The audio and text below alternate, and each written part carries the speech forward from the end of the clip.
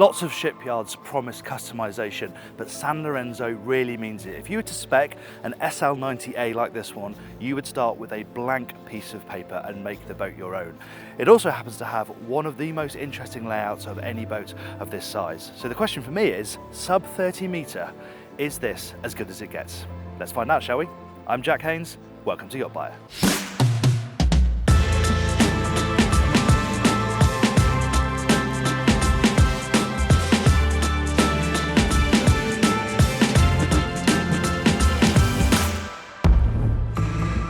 Before we get into it though, make sure you subscribe to the channel, hit subscribe, hit the bell icon, and you'll never miss another tour like this one. One of the interesting things about the SL90 A is that it has a tender garage, and it's arranged as such that the tender can slide in this way on its side. There's room for a 4-metre tender in there, and it's on a trolley system. So you drop down this hydraulic platform and the trolley can swing all the way out, and then you lower the boat down to the water and you just do the same to bring it up again. And there's a huge amount of space in there. On top of having the tender in there, it's a really useful storage space as well. But let's head up into the cockpit. And this is where that clever asymmetric layout really becomes apparent, because you only have one side deck on this deck here on the starboard side.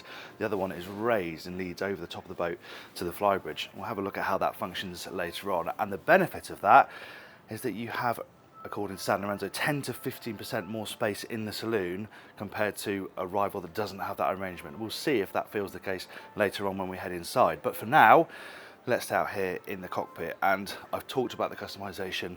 I'll say it from now, all of this is totally flexible. This particular boat has got the 2 split tables.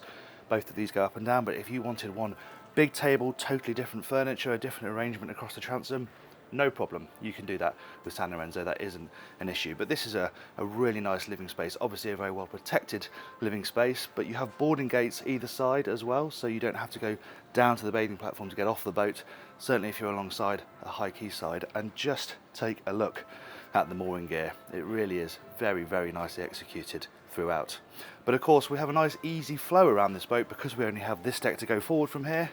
Let's head up there. The attention to detail really is lovely. I mean, this is obviously an important deck for crewing. You've got your boat hooks, twin boat hooks, really nicely mounted here, very safe and secure, exactly where you need them if you're going to be grabbing ground lines, if you're mooring in the Med, for example. And then you notice these Galley sections here. Well, the reason we've got them is there's a main deck master cabin on board this yacht, which we're going to see in a moment. And that aligns with this area. So if this was blanked off, it would be ruining the view from inside. Not with this. You still have a view out, you still have light coming through, even though you have this raised bulwark here. It's a very nice effect. And we have a couple of side doors as well. This one here leads directly into the galley and then down to the crew space, so it's very easy for the crew to come out of there and move around the decks. And then we have another door forward, and this creates almost a private terrace for the owner. So this is directly into the owner's cabin. And when you come out there and you turn left and head forward, you have this lovely little terrace area where you've got a bench seat, a table, somewhere that you can come out in the morning and have a coffee. And okay, of course it is connected to the rest of the boat. Other guests can use this area, but it's a very nice little journey out of your cabin into the morning to come and have a drink, taking the view over the bow. It works really nicely. And ordinarily, we would have to cut away at this point to go to the Flybridge, but not with the SL90, because the beauty of this asymmetric design is that I can get there from the foredeck. And you can tell how spacious this is by how easy it is for me to spring up the steps. And then once up, you're into pure sunbathing space. In front of the pilot house, look at the width of that. You could line up all your guests in there underneath the sun and have a lovely time taking in the rays. You can still walk down that side from here, but it doesn't connect down to the bow like it does on the port side. And in terms of crewing up here, well, of course, there's a little bit of a longer way down to hang the fenders and things like that, but you've still got your wires here. You can have railings here if you prefer. In fact, it turns the railings aft, but if you wanted the railings to run all the way forward, that's the sort of thing that Sanlorenzo will do for you. And something that's really nice about the Flybridge on this boat is the access points. And the first one is here. So you can come straight off this deck, through a door here, and you're onto the Flybridge. And it's a really great space, this. There's a helm up here, as you can see behind me. You've got a double bench on this side, a double bench on that side, and then on this particular boat, seating here and sort of loose furniture aft just to relax in the sun. As I've said, if you wanted a completely different arrangement here, you could have that, no problem whatsoever. Overhead, we've got a vane style sunroof, so those just tilt. You can tilt them closed or tilt them open like they are now to let the sunlight come in. And I talked about access points. Well, one down there is straight to the pilot house, and then an internal staircase down to the main deck. We'll have a look at that later on. And then the final access point is here, from the cockpit straight up to this deck.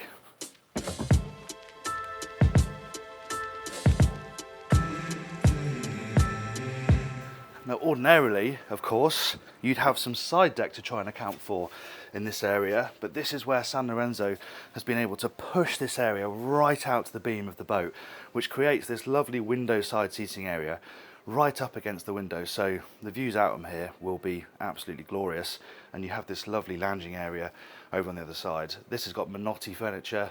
I'll say it again, if you want something totally different, that's absolutely fine, but this is a UK stock boat. This is how the dealer has spec'd this boat, and you know, as I said, it's incredibly flexible. So if you don't want a glass coffee table, for example, you don't have to have that.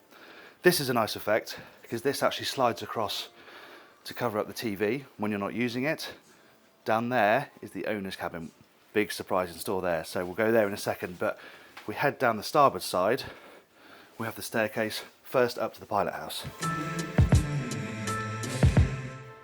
It's great to have the helm up on the Flybridge, but this is the place where I imagine the skipper is going to spend most of their time. They have more screens here, greater oversight of the boat systems. It's obviously very well protected. Certainly if you're doing passages at night, this is where you're going to want to be, and it's a very easy arrangement to get used to with the rain screens lined up ahead.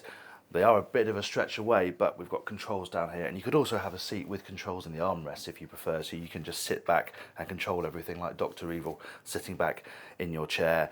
Nice proper upright steering wheel, and then you know your ZF throttles perched up there and thrusters either side. Now there are a few engine options. This particular boat has got 2,000 horsepower MAN diesels, top speed 33 knots, so we'll get a bit of a shift on and it will cruise anywhere. Well, you can cruise slow speed obviously, sort of 8 to 10 knots. It's stabilised with fin stabilisers, so slow speed stuff should be pretty comfortable, but if you do want to get a bit of move on, you could cruise at 25 knots, no problem. Let's head back downstairs. Moving forward on the main deck, opposite the pilot house, there's big amounts of storage here on the starboard side, and then we're through a door and you're into the galley. And this is obviously a space where really the crew are going to spend quite a lot of time. It's well connected to the deck spaces because there's a side door here. We saw that on the outside. So this is where that connects to the interior. And this is a good space. You can see you've got nice amounts of countertop, fiddle edges so things can't slide off. Big fridge freezer over here and a good cooking setup as well. It feels like a pretty professional operation, and crucially, there is direct access from here down to the crew space, which we're going to have a look at in a little moment. But for now, I think we should head to the other side of this deck and check out the owner's cabin. Before we get to the owner's cabin, we have this passageway down the port side, and there's a lovely atrium effect here. This stairway leads down to the guest cabins, which we're going to see in a moment, but they've opened up this area so you get some natural light coming in from the windscreen, and it also means you can communicate with the pilot house without having to go all the way around the other side. However, if you want a bit more privacy, you want this to be a crew area, you can block this off and even add a chaise longue on top so you can sort of chill out and watch the world go by from the pilot house. Now moving forward, you can separate this area here, getting to the owner's cabin with a pocket door, lots of storage out here, and also a day head on this side. And now we're into the owner's cabin. But just check out the thickness of these doors. When you shut these, you really know about it, and it makes for a very quiet boat. Think about where we are in this owner's cabin. We are so far away from the machinery, you shouldn't hear a thing. Stabilisers, generators, nothing. It really will be very peaceful up here, and the layout, well, it's just brilliant. It really is. We saw this side door from the outside, so you can see how well it works. There's a really nice way just to pop open and then walk directly forward out to that terrace that we saw earlier on. Nice big window on this side as well. Lovely big bed too. Opposite, a TV that is very neatly integrated into this mirror over here. When it's off, it's almost impossible to tell that there's even a TV in there. But the surprises really do keep on coming with this cabin. If we keep on heading forward, there's a nice little bureau here on the port side. Opposite, yet another window. And then I love this effect here. The use of wood here is lovely, and they've very cleverly hidden these little pop-out storage voids. There's one there, there's one a bit further down as well, but come with me because the bathroom is really quite special as well. It's finished beautifully as well, marble all over the place, but These skylights are absolutely great, and there's a window over there that faces into the cabin. You can't see through it from the cabin, so there's plenty of privacy if you're having a shower in here, but it just means you get this great effect of natural light being drawn into this space. Enough room for twin sinks. You can see the size of the shower if I step inside. Even the lighting inside the shower cubicle, it is so nicely executed. Final thing, if we keep heading down and forward, is this fabulous dressing area. Wardrobes on this side, big wardrobes, big double wardrobes, one each for each occupant, and then a wall of mirrors over here so you can see what you look like once you've gotten dressed. It's a fabulous space for a boat of this size. Now though, let's head downstairs and see what the guest accommodation looks like.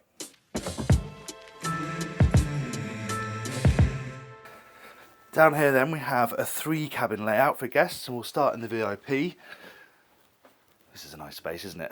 Lovely big double bed. You can see the bed runs across the boat like this.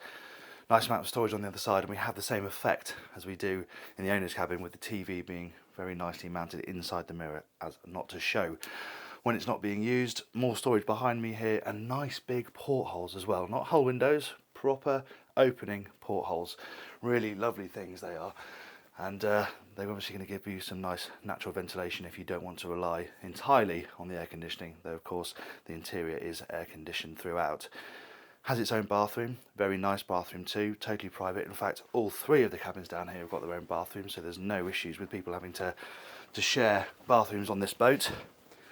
This cabin is actually set up as a twin, though these berths do slide together, so you can remove this central section, slide the berths together, and then you've got a double bed in an instant. But it just adds a little bit of flexibility that not every single bed on this level is a double. Again, you can see how wide the openings on those portholes are.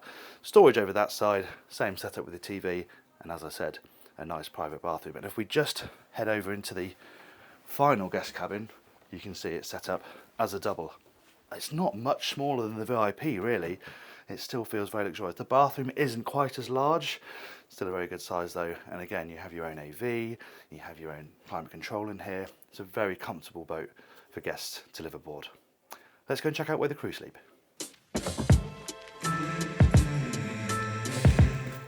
We're now on the lower deck, moving forward underneath the owner's cabin, and we're in the crew space. And the first thing you notice is it's quite nicely finished. The flooring's a bit more basic than up there.